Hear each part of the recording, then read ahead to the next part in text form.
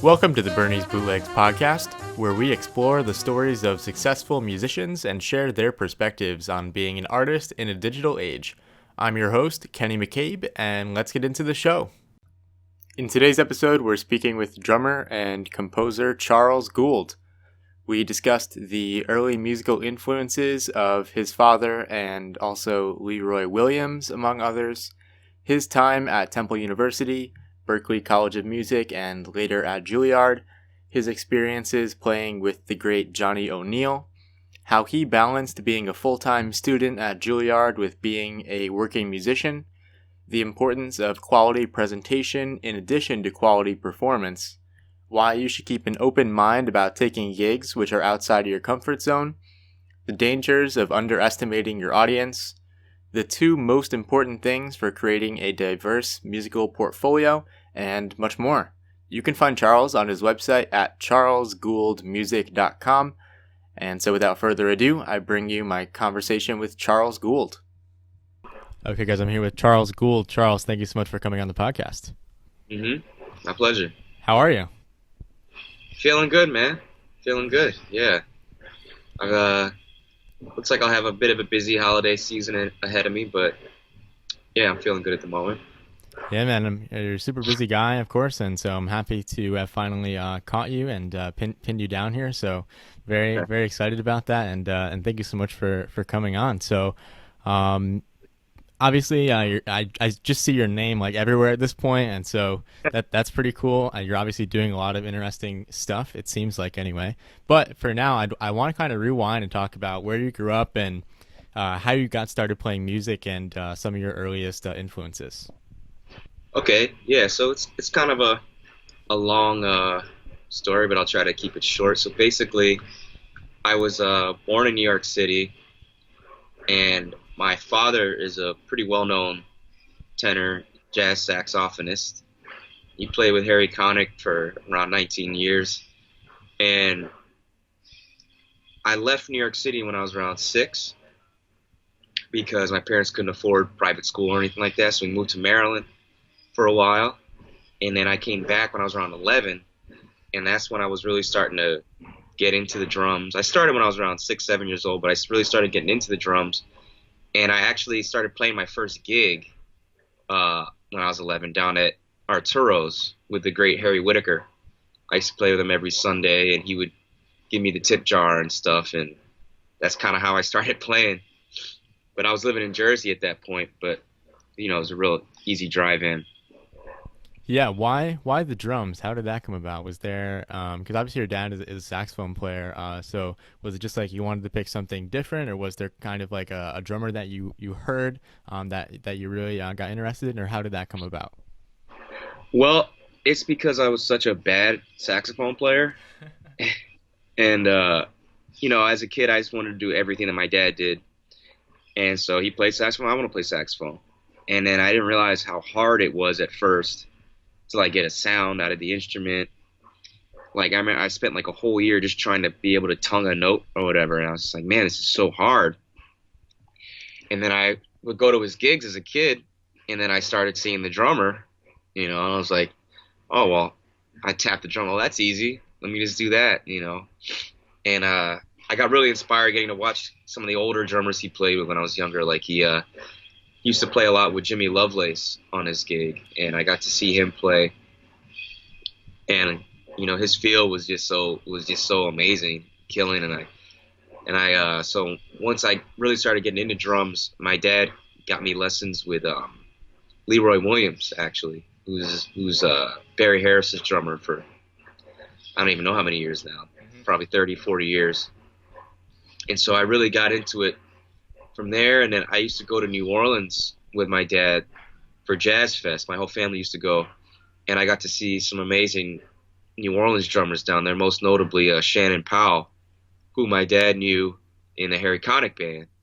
And just getting to hear that feel, like right up close like that as a 11-year-old, 12 years old, was amazing. And once I heard him, I was like, all right, I really want to do this. I really want to play the drums. Yeah, man, and I'm always fascinated by people's parents and different parental techniques, I guess is the might be one word you could use to describe it, because a lot of parents will, some parents will just say, "Oh, do whatever you want. We're not going to pressure you or, particularly try and force you into anything." But then other parents are just like, "You're going to be a doctor. You're going to be a lawyer." So I'm wondering, what was the dynamic there? Did your dad ever really kind of pressure you in any way, whether overtly or covertly, or was it pretty much open to you saying, like, I'm gonna do X or whatever it was? As far as I know, as far as I can tell, he was very much just do whatever you want. I tried a lot of different things. And at one point, my parents were actually opposite. They were like, don't play music. Don't play jazz because it's really hard and you really have to love it. And it's really difficult to, succeed as a musician. And so, like, I actually went to college, my first year of college. I didn't go for music because my parents just told me, you don't need a degree. You don't have to go to school for music. And so I went to Temple University instead. And I actually was there I was an undecided freshman. And I went there and I had a track and field scholarship there, actually. And I had pretty much given up drums for about a year and a half to do that. And I just was like so depressed from not getting to play. I was like, man, I got to try. If I don't try to be a musician, I'm going to regret it. At least I don't see for myself what this thing is all about. And, yeah, I'm glad I did. Yeah, definitely. And so I'd love to keep going on that because you had a pretty interesting college career, I guess. So you started out like at Temple in track and field on track and field scholarship, but then you went to Berklee for like a second after that, right?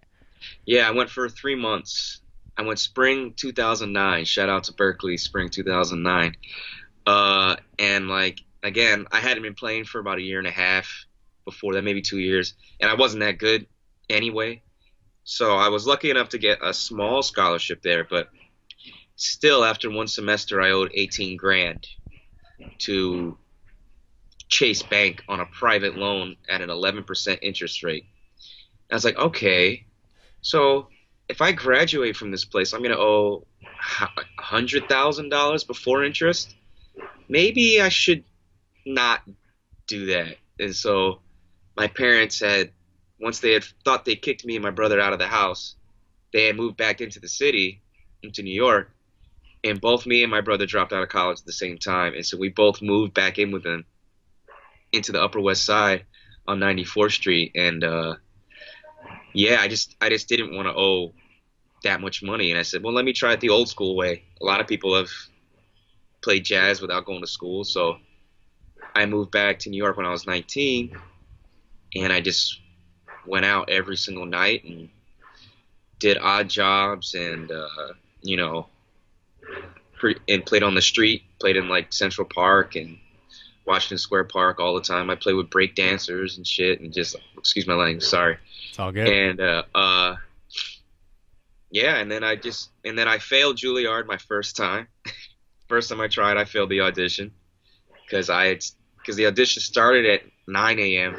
and I was playing Dizzy's late night the night before, and I showed up at 9:10, so that was an automatic disqualification right there. Wow.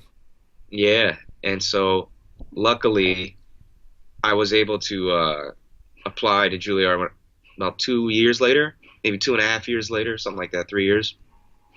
Because I heard Kyle Poole was going and they had a slot open, and I was like, man, maybe I could try to sneak in here, and so they let me in. Yeah. Yeah, so obviously a little bit of time had passed, since dropping out of Berklee and then moving back to New York and doing a lot of playing and stuff like that, in all the different contexts that you're talking about. But what kind of made you decide, okay, like I've been doing all this stuff, I'm playing, doing odd jobs, whatever it was at the time, but I really want to go back to school now. What made you think that? Well, I mean, I hadn't really thought about it at all, honestly. I was like, the notion was kind of, once I had failed that Juilliard audition, it was kind of a blessing and a curse, because like the notion of going to school, just like I said, I'm not doing that. And then about a year later, maybe I got to start playing regularly with Johnny O'Neill.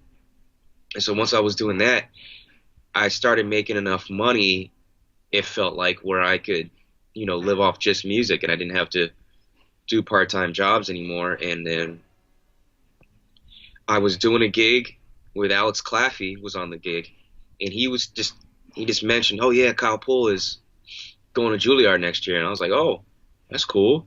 And I was like, but isn't it already past the time? I was like, nah, well, they're holding special auditions. And I was like, all right. If I'm ever gonna do it, I'm what, 24 now? If I'm ever gonna do it, I might as well try for it now. Maybe I'll get in. If I don't, I don't. I'm still playing. It's fine.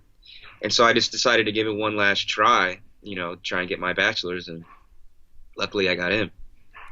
Yeah, man, I'm always fascinated by these types of moments, and I'm sure everyone has at least one or a couple like little conversations or things that happen that just completely change your life. I mean, and so Yeah. it's like if you hadn't had that one conversation with Alex, and he hadn't mentioned that, it's probably safe to say that you wouldn't have even thought about it. Yeah, no way. And I heard so many horror stories about Juilliard too. I'm sure people have filled you in on it. Just full disclaimer, it's definitely the best decision I've ever made in my life. But they make you work hard over there. And, I was a little afraid of that. And I mean, even when I got in, I had a ton of people ask me, why would you go back to school? You're already working. You're already doing what you would be going there for. And I don't know. Part of it was like, I wanted to finish something. I wanted to make my mom happy. You know what I mean? I wanted to have a degree. So, and I knew and I also wanted to learn how to write and arrange and compose and stuff like that. So it was, it worked out. Yeah, I mean, I would say so. And I mean, just in addition to all of the stuff that you just said, I mean, there's just so many connections that you're going to make there in terms of the students. I mean, there's so many people that went to Juilliard in the last, I don't know, 5-10 years that I see everywhere now, and it's just fascinating. And then that's just the students. Like, I mean, talk about the teachers like Winton and whoever else like get to interact with, I'm sure, a little bit, and it can be super beneficial.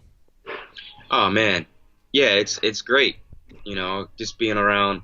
I mean, just the drummers that teach there alone, just being around Billy Drummond and Kenny Washington, it's like two sides of it's like the two sides of the best jazz drumming in the world. Some of the best jazz drumming in the world right now.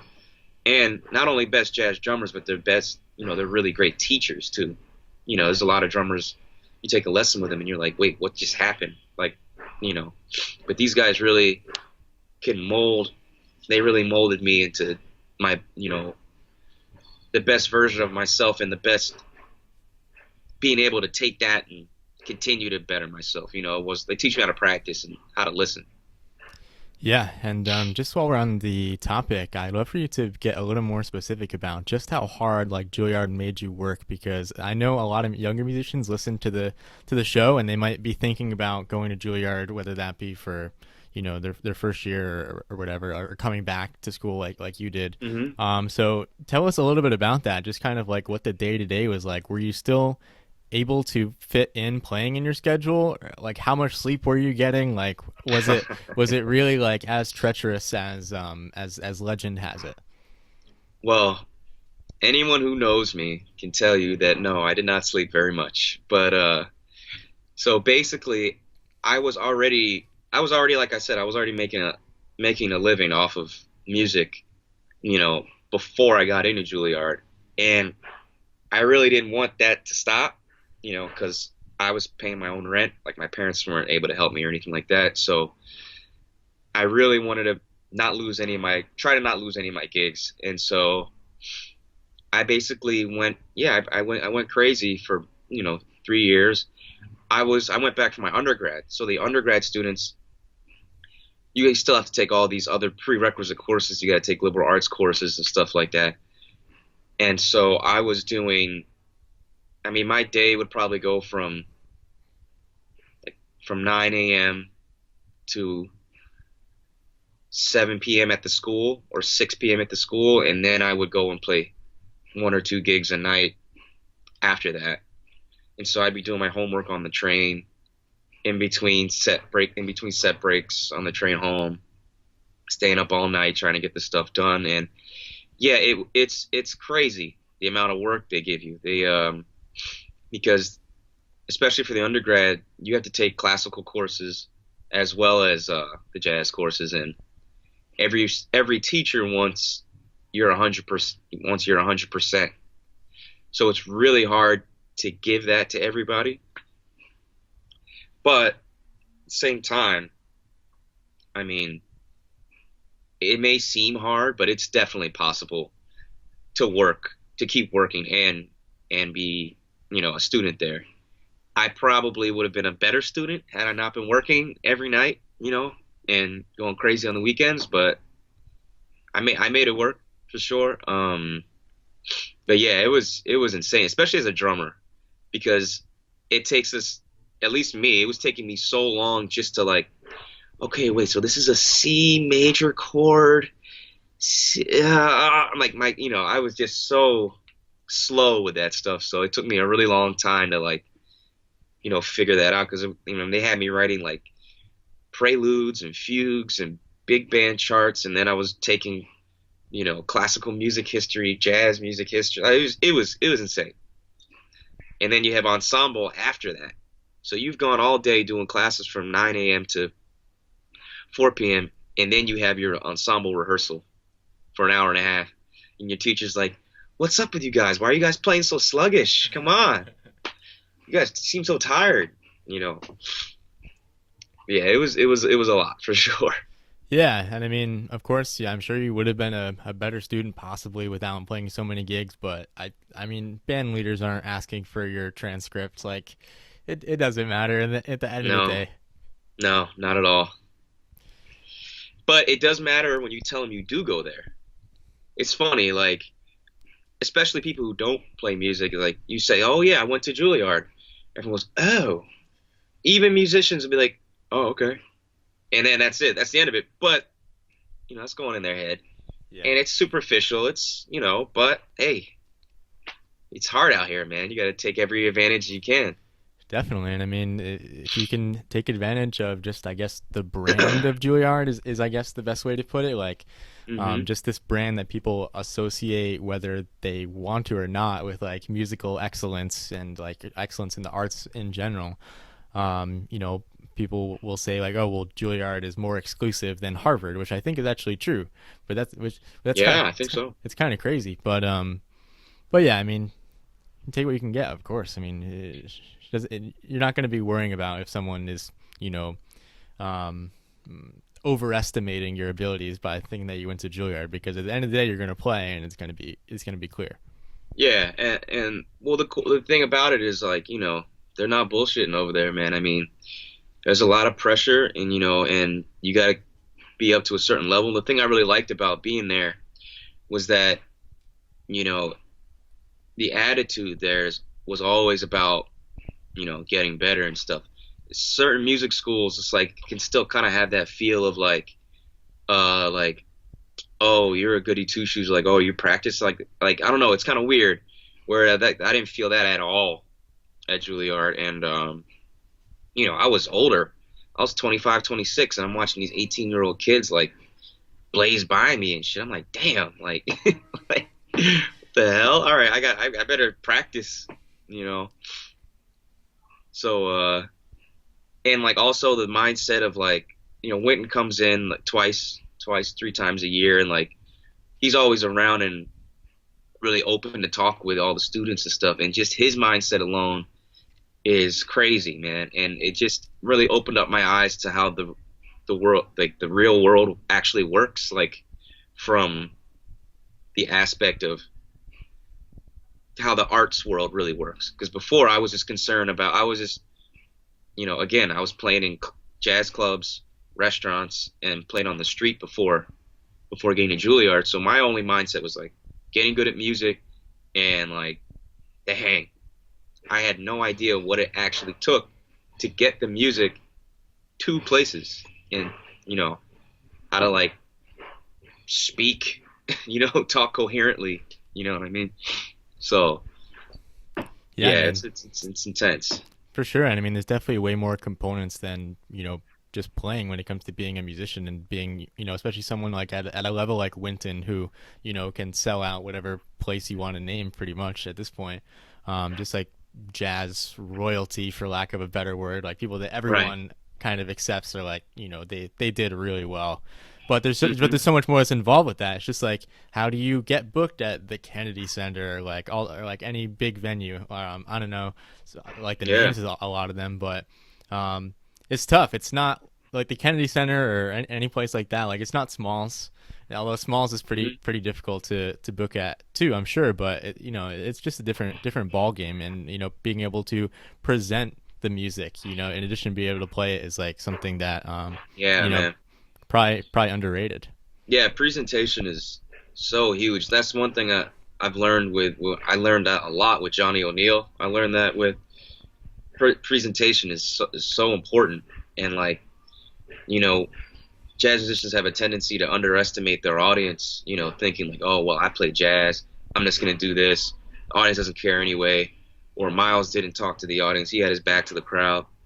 And it's like, nah, man. I mean, the audience digs it. Like you, they want it. They're there for a reason. They want to hear it. You know what I mean? They're going to give you, feedback, but you got to present it right. You can't just go out there dressed up, all fucked up, and then like, and just kind of like, all right, this is maybe something I wrote. I hope maybe you like it. Maybe I don't know, whatever. Like that's like the energy a lot of times people can give, and it's just like, come on, you know.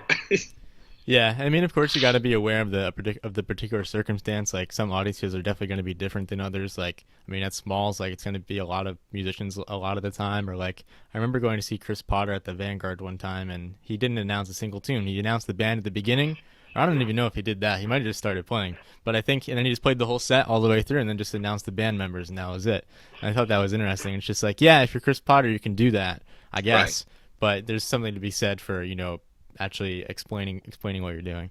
Yeah, I'm sure he wasn't doing that in his first gigs. I'm sure he doesn't do that in the concert hall either. But when you get to a certain cachet, yeah, you can do those types of things, and you know, I don't know. I just feel like presentation is definitely really important, and I just hope that jazz musicians we don't discriminate ourselves out of gigs. You know what I mean? That's all I'm saying. Like, yeah, basically. Yeah, man. So one other thing that I want to talk to you about, because you have obviously worked very extensively as a sideman, I guess is the word that you would use, like playing other Hmm. people's music, in a lot of different contexts. But you do have some of your own music coming out next year, which we'll talk about in a couple minutes. But I wanted to ask you, how has the balance of music that will pay you versus music that you really truly enjoy playing, how has that changed over time? Like, because you mentioned, after you dropped out of Berklee and moved back to New York, you were working day gigs, you were doing basically everything.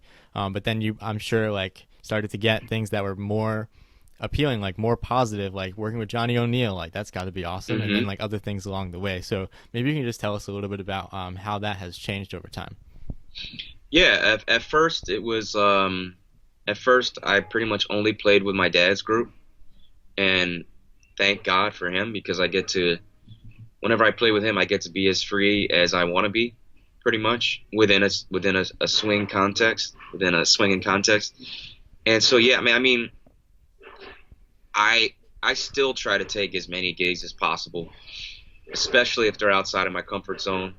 And I always try to tell people, that were within my age or when I was going to Juilliard, I had students, not they weren't my students, but I had my peers at school, my fellow students, where they would talk about not wanting to take certain gigs or whatever because it's like, man, you got to play everything because you never know what type of situation you're going to be in when it really counts. And so like all those horrible restaurant gigs I took, I'm so grateful for because I learned how to play quiet because of those. I learned how to like be able to express myself playing sticks in a restaurant where people sitting next to me can still talk. But I would say in the beginning when I was just grateful to play any gig to get paid, especially since my parents had drilled into my mind for so long that like, yeah, you'll never get paid anything as a musician. Don't do it. Don't do it. Don't do it. I thought a $50 gig was great. Like, yeah, I'll bring my drums and play 4 hours, $50. Awesome. And so I was just grateful to play, just to be able to play it all. And like, and didn't really start getting picky with stuff until my time, until I started having time constraints, and until I kind of messed up my back carrying my drums too much. So now it's like that's usually the kind of the thing I'm kind of weary of as far as when someone asks me to do a gig. But actually my percentage of like gig that pays well and is good music is like they're like almost one and the same at this point now. Like I almost never have to do a gig where I don't like it musically in some shape or form. And I think once I started playing with Johnny, then people started trusting me. You know, I got to work with a lot of vocalists, and that like I got the reputation for that, and that was great. You know, and then once I got into Juilliard, I got to start playing a lot of gigs with my fellow students there, and I knew they were going to be trying to play some good music and swing and stuff and have their originals. So that was fun. But I mean, yeah, I would say that again, I was just really grateful to be able to do any gigs in the beginning, and now, yeah, I'm definitely a little more picky. I'm not gonna lie, but still, I think the percentage is pretty good now, where I'm pretty much still, I'm hardly ever playing a gig just for the money, you know. Yeah, and of course everyone will have their own philosophy on it. Like there's tons of people that they just want to play tunes, like they just want to play hard bop or whatever it is, and it's just like if that's all you want to do, that's awesome. Like I respect that, but you're gonna have to do something else for money. I mean, it's safe to say. I mean, maybe there's certain cases, but like, yeah, I mean, yeah, you're gonna have to teach and stuff, and right. But again, you know, I think maybe I'm naive. I'll probably listen back to this in 10 years, be like, what the hell was I talking about? But I think, you know, that notion like, oh, hard bop is not going to make you any money. I don't think that's true, honestly. I think that's what most audiences actually want to hear. When they think of jazz, they want to hear hard bop. I think so many people have this notion that like, oh, it's old. If I play bop, no one's going to like it. And then they already lose before they even start the battle. It's like, no, the only reason, you know, big reason is that you're not presenting it right. You're not going with the same confidence and ferocity as, you know, Lil whatever you want to call the next rapper. You know what I mean? Lil emoji, $ emoji, fire emoji, eggplant. That dude's like, yo, my music is the best thing ever to ever happen. Listen to my man DJ Khaled. Before every song that his baby son picks out, he says, we the best music. You sat in a room for years practicing your instrument, and you're not gonna like have confidence like, yo, I'm amazing at saxophone. I practice this. Like, you gotta have that same confidence that DJ Khaled has. You know what I mean? So like, I think people, I mean, I've traveled, I mean, in America, yeah, it's a little tough, but like I've traveled all over the world, man, and people fucking love hearing swinging music because they don't have it where they are. People love it, man. And, you know, I think promoters and record people and label people and musicians themselves need to stop underestimating their audiences, you know. Yeah, you're not going to play in a club. Like you're not going to play in a spot where there's going to be a bunch of like half naked girls twerking, you know, maybe, but at the same time, it's like there's spaces for us. Yeah, that's super interesting. Also, just about the confidence thing. I mean, it's one thing that I've been trying to change just about my own thinking. You know, just in terms of like the podcast or whatever, and it's in a way. It's kind of a form of arrogance to decide for the audience that they won't like it. Yeah. No, I mean, man, people listen to what's put in front of them. Like, I mean, look, it's just people put on the radio, and if you hear something, because I know this because it happened to me. I'll be in cabs or whatever, and I'll hear songs on the radio that make me want to vomit. But after hearing it 120, 200 times, all of a sudden I'm humming it, walking down the street. And I care about music. Most people don't really care that much. They kind of just play. They just want to hear what's put in front of them. So, like, I don't know. I think there's a vast underestimation of people of people. You know, I play with jazz for young people. I do that a lot, and man, these students love it. They absolutely love hearing live instruments, live jazz. But we're not put in front of them all the time. We're not on social media. We don't fight for it.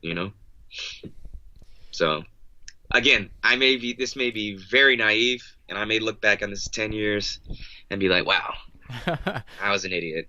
It's all good, man. We're in the here and now, and I'm sure we'll have you back on the podcast, 10 years later, and we can dissect this conversation and figure out everything that we said that was wrong. But until then, I mean, what do you think has allowed you to play in so many different circumstances? And obviously, part of it is just the experience of doing so many different things. So, like, for example, like you take a pop gig, and I don't personally really like pop music that much, but and that's common of a lot of like jazz musicians, but take a pop gig and don't really want to do it, but that's a skill set, and like it's a skill set to develop, and it applies for basically every genre. And then the next time someone calls you for that sort of gig, you're a little bit more prepared, and then so on and so forth until you can be called for a ton of different things. Is that kind of how you see things? Yeah, absolutely. I think when you ask me about my, I guess, diversity or stuff I've been able to do, I would say it's probably a mixture of two things. Like, one, just listening to a lot of different types of music, and two, taking every opportunity. And even if I know I'm not going to play it that well, just going for it anyway, falling on my face and seeing where I went wrong. But also just putting yourself in areas that just putting yourself in different types of situations outside of music, like not only hanging out at jazz clubs, like going to see different types of shows, going to different types of clubs with different types of people. Like, if you live in New York City, man, I mean, it's like you can get the authenticity of almost any culture in the world. There's some little pocket of it in New York City, and I've tried to explore that as much as possible. Like, and so especially like for younger people, like go out to places that your non-musician friends would go to. Go see what that's like. Go experience things completely outside of the jazz thing, man. You gotta go see some really killing indie rock bands. Go to a bottle service pop spot. You know what I mean? And go to see a 9-piece mambo band. Like, go see all that type of stuff. Especially if you're playing jazz, like the types of things that get fused with jazz, right? You're gonna have to play a Jay Dilla type backbeat at some point. You're gonna have to play a funk beat at some point. You're gonna get called to play in a cover band wedding type gig every once in a while. Or you're gonna be on a cocktail gig, and then the wedding planner's gonna come up to you and he's like, "Hey, can you guys play something a little more funky?" Right? You gotta know a couple tunes like that. So you gotta surround yourself, go to places that are like this. So you don't have to necessarily be that or study that as much, but at least know where it's coming from. At least like have it in your feeling. You can feel that type of thing. You know what I mean? And don't underestimate it either. Do not underestimate pop music and stuff like that, because the shit is hard. There are professionals who do it really well, and it's not as easy as you may think it is. No, I feel like sometimes we give it a pass, or we give it like a bad rap just because like the most common form of music, like it's the most commercially available, and so we're just like, oh well, they got it good, like they're making tons of money, like they're fine. But it's hard, like Taylor, like you can't just be Taylor Swift. Like, I'm sorry, you can't. No. Like, she did something. No. And like you could say that about any person who's like mega famous like that. It's just like, it's not an accident, I promise. Yeah, I mean, I know for myself, I'll go from playing, like I'll have like a stretch of 2 months where I'm only playing jazz gigs, right? And there'll be charts on the gigs or whatever, but then I'll go and have to do, go and want to do like a pop gig or a rock gig, and there's no improvisation, and all of a sudden I got to remember the whole form of the song and every part that happens and all the hits, and I'm out. I'm like just lost. I can't remember anything. You know what I mean? That's a skill within itself. I can't go from one beat right into the next strong and like remembering when it happens. And then I'll feel like I was like in a 12 round boxing match afterwards because I was trying to place the drums so hard or whatever. It's like a whole different, you can't underestimate it, you know? Yeah, man, definitely do not underestimate it. I'm still trying to not underestimate it. I came from, Hmm. listening to the music of the jazz music of the 60s. It's kind of like my home base. And so it's not Yeah. second nature to me to listen to pop music and enjoy it. But I don't know. It doesn't, not all pop music sucks. Not all country music sucks. There's great musicians in every genre, you know, Uh-huh. I think. I don't know. So I'm Yeah, absolutely. trying to widen my thinking on that for sure. And so, one other thing that's coming up, which is super exciting, is you're releasing some music next year. And so, why don't you tell us about that? Is it a single that you're releasing in January? Yeah, so I'm releasing a single on January 30th, and it's basically going to be this is going to be like the initial release of my jazz project called New Bop City, where it kind of ties into everything I was telling you earlier, where I want to present hard bop, swinging jazz in a way that has, has the energy and love behind it that I feel for swinging music, the unbiasedness I have for it. But I also want to include all the different type of stuff I've gotten to see being in the city, going out every night, being around all these different types of people and stuff. And so it's like you can call it, it can be, it's a little corny, but it's like basically new bop, right? The way I hear playing and the things I want to take, all the modern, different modern types of jazz you're hearing, different drummers that are killing it out here. I want to apply that to the idiom of like hard bop, bebop. And then city, that's the part where it's like the melting pot and all the different cultures and stuff that I've heard. I mean, I've seen some amazing music with people I would have never thought I'd heard of. So this first single I'm releasing is called Sequence of Events. It's kind of like it's kind of like a microcosm of the band, like right front and center. Like, so I didn't mention earlier, but my mother is from Haiti, and she actually met my father because he used to play in a famous Haitian band when he first lived in New York. Again, taking any gig you can, and that's how they met. And so I always really liked listening to like compa music and stuff growing up. Just at like, little parties that my family would go to and stuff like that, and getting to hear the band that my dad played with, which is Taboo Combo, and he turned me on to this other band called Coupe Cloué. And then I went to Haiti with this group called Experience IET. It's led by Goblin Louis and Michael Feinberg, and they're doing some great stuff, bringing down Haitian American musicians and helping the kids down there and people down there in general with food drives and instrument drives and master classes and stuff. And when I went, I got to meet this incredible drummer named Jean Byrne Thomas, and he showed me some pretty amazing folkloric rhythms from down there, and I can't wait to go down. But when you listen to the single Sequence of Events, I basically started off with this music. It's a carnival music called Ra Ra, and it's just a great feel. And I always wondered, why Haitian music wasn't put into the canon of jazz like how Afro-Cuban and Brazilian is, because Haiti has a huge they have a huge influence on New Orleans, actually, because after the Haitian Revolution, I mean, tens of thousands of Haitians moved to New Orleans in the mid 1800s. So, and to Cuba. So, like, you had this music, you had these people that were free to do whatever they wanted. They weren't shackled for years and years, and then they went to New Orleans and brought with them all this music. So, I'm just trying to bring that style, amongst many others, into the jazz canon and stuff. And every time I play it for people are always like, yo, what was that you were doing?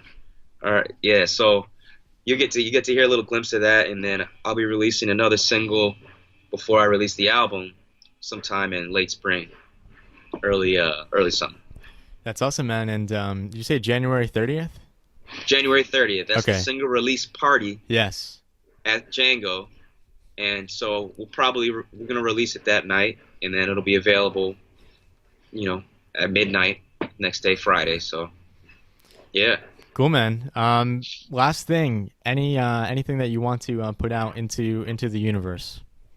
Into the universe. I think I said a lot. I might, I'm sure I'm going to be getting a lot of response to some of the inflammatory things, provocative things I said, but I don't know. Put into the universe. Any advice for a younger musician out there?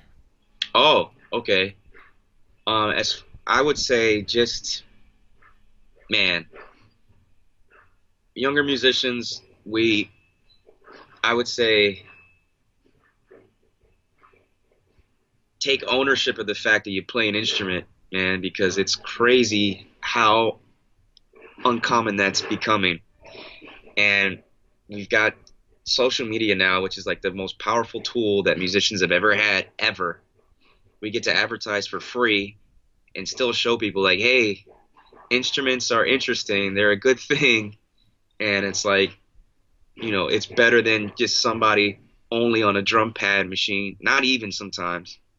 Like, just keep that going. And something, I've realized, especially when you're in college, man, and like, if you're not paying bills and stuff, and I understand you're young, you want to go out and hook up all the time and go crazy and stuff, but man, shed as much as you can when you're in college and right after, and you don't have to worry about bills yet, because that gets really hard later on. And I don't even really know, because I don't even have kids yet or anything like that. And I'm not, like, I'm working, but I'm not working like a lot of older musicians I've seen. So shed and go out as much as you can and see as many different things as you can and ask as many questions as you can. And yeah, that's what I would say. Wise advice. Charles, man, where's the best place for Right. people to find you? Well, I would say go to my website, charlesgouldmusic.com, but I'm pretty active on Instagram these days. I'm actually looking to start doing some YouTube videos as well. I want to Nice. get in on the jazz drum nerd wavelength. I want to start sharing my little tidbits and stuff like that. But yeah, right now Instagram is probably the best place to see what I'm up to. Cool, man. Well, I have to thank you for your time. This is awesome, and I think people are really going to enjoy this one. So I know you're a super busy guy, but you're gracious enough to, block out a solid chunk of time to talk with us today. So thank you, Charles. It's my pleasure, man. Thank you for having me. My pleasure. Stay on the line for 1 second. Thanks again. No problem. Thank you so much for checking out the podcast. Don't forget to subscribe wherever you happen to be listening to this. And if you enjoyed the podcast, consider giving it a 5-star rating on Apple Podcasts or your favorite podcast app. For more episodes, please visit berniesbootlegs.com. Thanks again, and see you guys next time.